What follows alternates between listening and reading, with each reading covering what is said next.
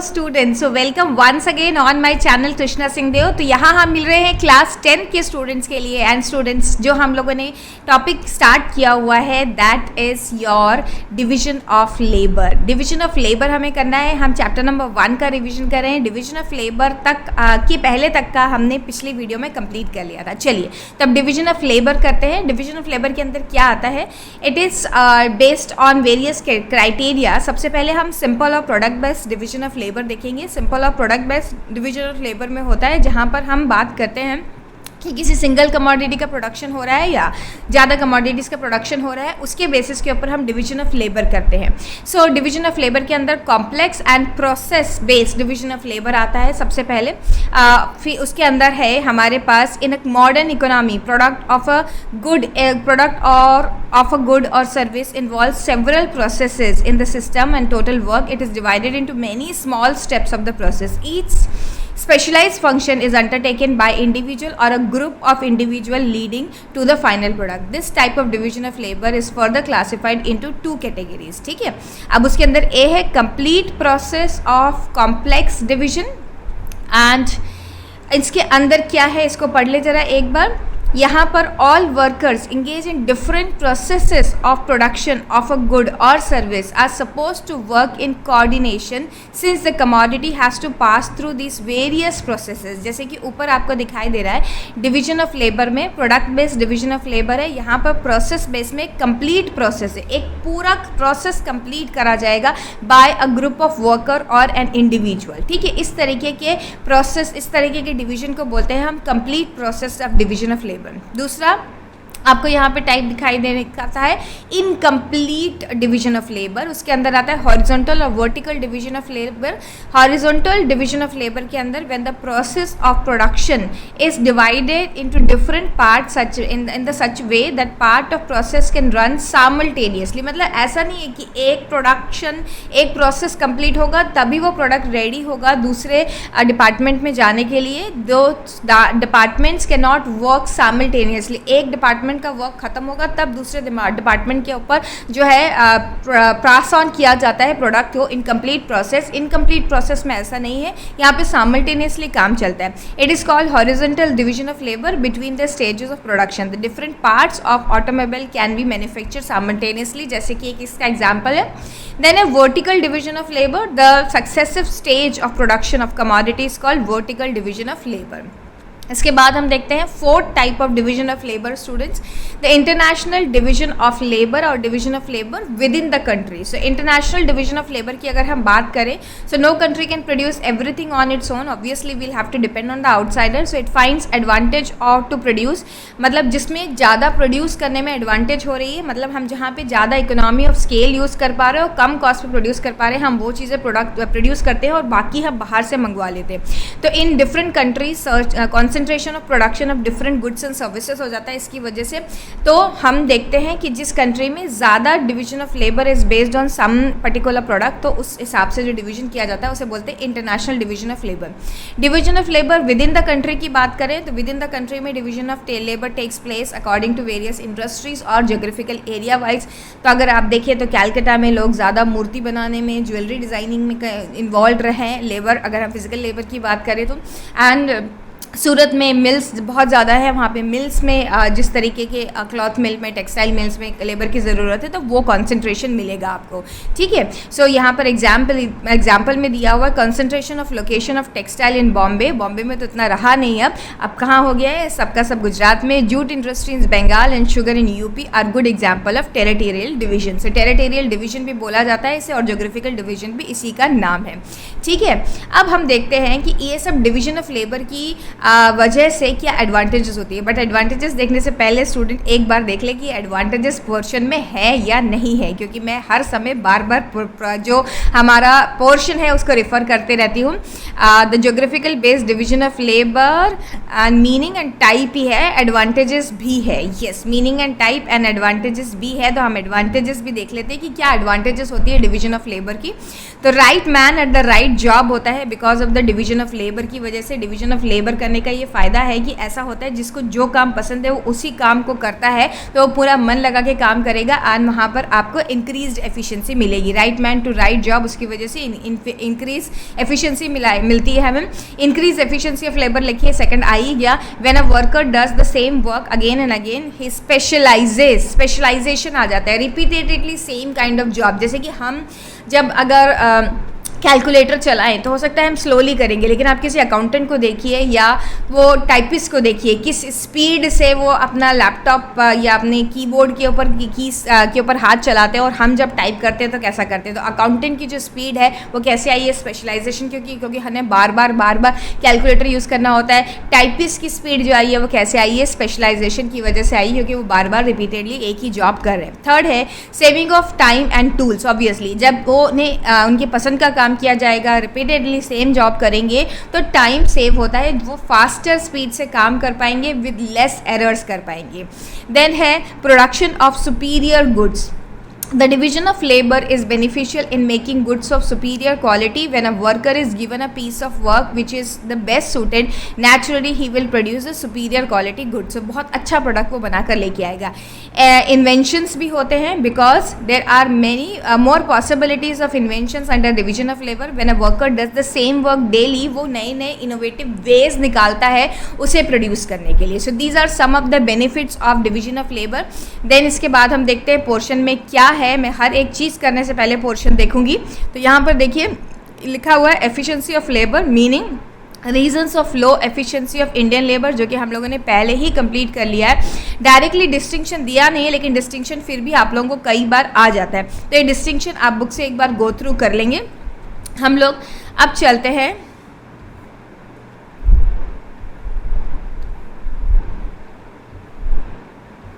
next part. Disadvantages of division of labor is not there.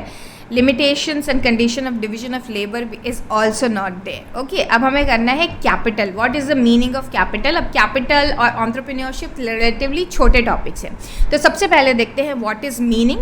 In economics, capital is defined here in the sense of capital goods. Capital का मतलब यहाँ पर money नहीं होता है economics में, ये बात आप याद रखें कि इकोनॉमिक्स में कैपिटल का मतलब होता है कैपिटल गुड्स. कैपिटल गुड्स क्या होते हैं, जैसे कि tools, equipments, plant and equipment, machines and trucks, factories, buildings, stock, goods with producers which are used for production. Three essentials of feature of capital goods क्या होते हैं. Capital is defined in terms of physical or tangible capital used by producer. Capital is produced means of production, मतलब ये कोई free gift of nature नहीं होना चाहिए, जैसे कि land. Then capital refers to the stock of capital goods, tools and machinery. ये characteristics है to be called capital. Okay, so हमने देख लिया what is the meaning of capital. अब हम देखेंगे what are the characteristics of capital. Okay, ये यहाँ पर है, मार्क कर दिया मैंने कि हमने मीनिंग ऑफ कैपिटल देख लिया. अब कैरेक्टरिस्टिक्स ऑफ कैपिटल देखेंगे, इसके बाद हमें देखना है types of capital also students. So characteristics of capital की बात करें, so difference between land and capital, difference between capital और लेबर, ये सब नहीं करना है. Characteristics of capital. Characteristics of capital में सबसे पहली कैरेक्टरिस्टिक ऑफ कैपिटल है capital is man made. Okay, capital ऐसा मेन ऑफ प्रोडक्शन है जो प्रोड्यूस्ड मीन है. Okay, so capital is man made means capital is not a free gift, it is produced means of production, जिसे किसी और factory में किसी और ने प्रोड्यूस किया है. Capital is durable. ओके, हम यहाँ पे टूल्स, इक्विपमेंट्स की बात करें तो capital goods, machinery, plant, factory, buildings are durable goods. Some capital goods might last for few years while others last for few decades also. तो डिपेंड करता है कि कितने दिन के लिए ये कैपिटल गुड्स टिकेंगे, डिपेंडिंग ऑन द ड्यूरेबिलिटी. तो ड्यूरेबल तो सभी होते हैं, कुछ कुछ सालों के लिए टिकेंगे, कुछ उससे ज़्यादा समय के लिए. अब मोबाइल फैक्टर, जैसे कि लैंड के लिए हमने पढ़ा था इमोबाइल, जो कैपिटल होते हैं वो मोबाइल फैक्टर होते हैं. Capital is most mobile factor in the production, is easily transferable from one place to another. एक प्लांट से दूसरे प्लांट पे हम लोग क्या कर सकते हैं, टूल्स एंड इक्विपमेंट को शिफ्ट कर सकते हैं. Supply of capital is elastic, जैसे हमने लेबर सप्लाई पढ़ा था, इन इलास्टिक होता है. या फिर लैंड की सप्लाई इनइलास्टिक पढ़ा था। कैपिटल क्योंकि प्रोड्यूस्ड मीन ऑफ प्रोडक्शन है, इसीलिए इसकी सप्लाई इलास्टिक है, इसकी सप्लाई को कम या ज़्यादा किया जा सकता है। Capital is subject to depreciation, ये एक बहुत इंपॉर्टेंट कैरेक्टरिस्टिक है, इसके ऊपर आपके मल्टीपल चॉइस क्वेश्चन में क्वेश्चन भी पूछा गया है in your sample question paper 2023। So capital is subject to depreciation, the plant and machinery while in use wear out and have to be replaced when completes worn out. Okay, सो ये कैसी है, depreciable assets होती हैं। Capital is the result of past saving, capital goods को purchase करने में काफ़ी इन्वेस्टमेंट किया जाता है, इसीलिए पास्ट सेविंग का इस्तेमाल यहाँ पे होता है, तो these are results of past saving. चलिए, इसके बाद हम नेक्स्ट कैटेगरी पे आ गए, इसको मैं बहुत डिटेल में नहीं पढ़ाऊंगी बिकॉज रिलेटिवली एक काफ़ी सिंपल टॉपिक है। This is types of capital, physical and financial capital, meaning with example. Capital formation फिर इसके बाद हमें देखना है। तो देखिए, क्लासिफिकेशन ऑफ कैपिटल के अंदर सबसे पहले आता है fixed and circulating capital. Fixed capital उस कैपिटल को कहा जाता है जो कि मशीन्स वगैरह में हम लोगों ने अमाउंट इन्वेस्ट किया है, so machine, office equipment, office furniture, ये सब। सर्कुलेटिंग कैपिटल ऐसी कैपिटल होती है जिसका सिंगल यूज़ होता है और जब अपना फॉर्म चेंज कर देती है, जैसे कि raw material, fuel, steel etcetera. इन सब के एग्जाम्पल्स बहुत इंपॉर्टेंट होंगे स्टूडेंट्स, बिकॉज एग्जाम्पल के ऊपर बेस करके आपको मल्टीपल चॉइस क्वेश्चन देखने के लिए मिल सकते हैं।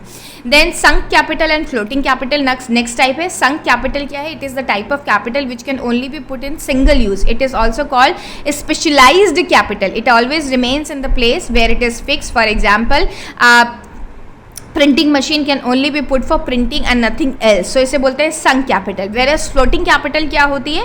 The capital can be use alternative lines of production, it is called floating capital. For example, steel a capital good which can be use in various lines of production. ठीक है, इसके बहुत तरीके के इस्तेमाल हो सकते हैं, स्टील से बहुत सारी चीज़ें बन सकती है।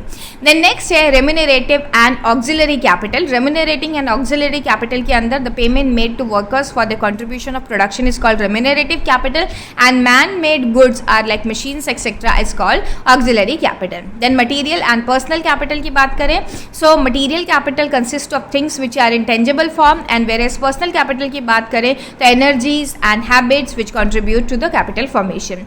Then real capital refers to the physical stock of goods such as used in input of production, and capital इसे हम कॉन्क्रीट कैपिटल भी बोलते हैं, रियल कैपिटल या कॉन्क्रीट कैपिटल। देन उसके बाद आपके पास है money capital. We have used term money capital for finance capital. And then debt capital होती है। Debt capital means wealth like share, debenture, government promissory notes वगैरह। Then production and consumption capital होता है। प्रोडक्शन एंड कंजम्पशन कैपिटल के अंदर production includes this things such which help in labour directly in production, for example machines, tools, equipment etcetera. And consumption capital होती है, it refers to that capital which is used for direct satisfaction of the workers want. Then internal and external capital होती है। internal capital means the capital which is the result of domestic savings, and external capital means जो कि हमने import किया है बाहर से। okay, then human capital तो आप सबको पता है। कैपिटल का मतलब होता है ह्यूमन रिसोर्स को हम ह्यूमन कैपिटल बुलाते हैं। The people who are required for the production is called human capital. Importance और नीड वो नहीं है। व्हाट इज कैपिटल फॉर्मेशन, इसकी मीनिंग है। सो बाय कैपिटल फॉर्मेशन मतलब कैपिटल सेविंग्स करके लोगों की कैसे वो कैपिटल फॉर्मेशन में तब्दील होती है। चैनलाइजेशन ऑफ सेविंग और mobilizing the saving is called capital formation. By capital formation we mean increase in the stock of capital goods which is machine, equipments, buildings, means of transport, factories which are used for more production. In simple words, it refers to the net addition made to the capital stock of economy during the period. तो आपको ये ऐसा का ऐसा learn करना है students. Then अगर हम बात करें what are the factors affecting capital formation? So factors affecting capital formation में सबसे पहले है creation of saving। जितनी ज़्यादा saving habits होंगी लोगों में उतना ज़्यादा capital formation होगा। So ability to save कितनी है, desire to save कितनी है, and opportunities to save कितनी है, ये तीन चीज़ें decide करेंगी कि हमारा capital formation कैसे हो रहा है। Then mobilization of saving, capital formation cannot occur unless savings are made by people are mobilized for investment purpose, save करके सिर्फ घर पे रखा हुआ है तो कैपिटल फॉर्मेशन नहीं हो सकता. Savings are done by million and thousands of households. It is very important for these savings to be mobilized and used for productive and investment purposes. This require network of banks and other financial intermediaries. मतलब banks के through ये जो savings है वो channelize होती हैं for those people who are required this for the business purposes. Then investment of saving. Investment saving का कैसे होता है? Third and the last stage of capital formation of investment of mobilized saving. Unless mobilized savings are utilized or invested, there cannot be any capital formation. It is therefore necessary that the economy should have entrepreneurial class which are prepared to bear the risk. तो जब तक इस channel का जो saving है उसे investment नहीं किया जाएगा तब तक हमारा कैपिटल फॉर्मेशन नहीं होगा. तो हमने पढ़ लिया 3 stages of capital formation. Number 1 saving होनी चाहिए फर्स्ट ऑफ ऑल, देन इस सेविंग का क्या होना चाहिए? मोबिलाइजेशन होना चाहिए एंड देन इन्वेस्टमेंट होना चाहिए इस सेविंग का. 3 स्टेजेस में हमारे यहाँ कैपिटल फॉर्मेशन होता है. देन इसके बाद हम फिर से रेफ़र कर लेते हैं बच्चों सिलेबस में क्या है. Need for capital formation, process of capital formation हमने पढ़ लिया. What is the need of capital formation, हमें क्यों नीड होती है, कैपिटल फॉर्मेशन क्यों किया जाता है, what is the requirement of capital formation, need of capital formation. So तो यहाँ पर just after the meaning need is given. In order to make more capital goods society has to divert productive resources from the production of consumer goods to the production of capital goods. Hence it is difficult to raise rate of capital formation without sacrificing of some consumption. तो क्यों need है इसकी? In order to make capital goods. Then every year certain amount of goods in the form of machinery, building, transport vehicle etc. is used for production get depreciated. इसीलिए भी हमें continuous capital formation की ज़रूरत होती है. Then in total investment in any country is more than this depreciation cost, then there will be capital formation. Thus capital formation takes place through such net investment in any country during any particular period of time. तो ये सारी जो है need भी बोल सकते हैं and इसे हम लोग मीनिंग के अंदर भी लिख सकते हैं. नाउ स्टूडेंट्स लास्ट पार्ट है व्हाट इज़ एंटरप्रेन्योरशिप. ये बहुत सिंपल है. एंटरप्रेन्योरशिप का मीनिंग क्या है? An entrepreneur is one who organizes production, takes important decision regarding production, hires purchases factors of production, bears the risk and uncertainty involved in the production. The production is full of risk and uncertain. A task of bearing risk is called enterprise and the person who bears this risk is called business entrepreneur. ठीक है. So what is entrepreneur? Who bears all the risk. आप definitions देख सकते हैं. Characteristics की बात करें so unlike other factor entrepreneur is not a hired factor of production, बल्कि ये बाकी सारे फैक्टर्स को हायर करेगा. इसका रिवॉर्ड क्या होता है? It is income of entrepreneur is residual in nature. बाकी सबको देने के बाद बचा हुआ जो मिलता है उसको मिलता है. रिस्क एंड अनसर्टेनिटी बियर करता है ये एंटरप्रेन्योर. तो एंटरप्रेन्योरशिप जो है ये काफ़ी ईजी टॉपिक है तो मैं इसके काफ़ी डिटेल में नहीं जा रही. मैं सिर्फ आपको मार्क करा देती हूँ कि एंटरप्रेन्योरशिप में क्या है, functions, qualities of entrepreneur and role of entrepreneur in economic development. ये आपको बहुत अच्छे से पढ़ लेना है. So that's it student. हमने 2 पार्ट्स में करके पहला चैप्टर ख़त्म कर दिया. अब आपके से बहुत सारे बच्चे मैसेज कर रहे हैं फॉर डिमांड एंड सप्लाई वाला unit. Obviously that is one of the most important unit. मैंने आपको इकोनॉमिक्स की स्ट्रैटेजी पढ़ाते टाइम भी बोला था कि मोस्ट इंपॉर्टेंट यूनिट में से एक है जिसके आपको काफ़ी ध्यान देना है.